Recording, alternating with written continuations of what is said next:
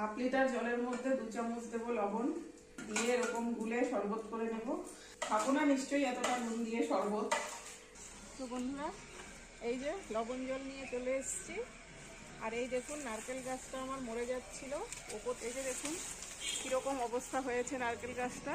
ডান্টাগুলো বেরিয়ে গেছে আর ভেতরে কিন্তু পোকা লেগেছে। তো অনেকেই বলে নুন জল দিলে গাছ মরে যায়, কিন্তু আমি নুন জল দিয়েই কিন্তু গাছটাকে বাঁচিয়েছি। তো এইভাবে আমি এরকম করে মাঝের মধ্যে এইভাবে ঢেলে দিচ্ছি।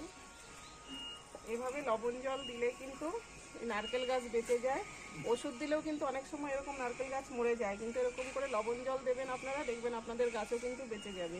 কত বড় গাছটাতে অনেক দিন হয়েছে পোকা লেগেছিল, তো আমি কিন্তু লবণ জল দিয়েই গাছটাকে বাঁচিয়েছি।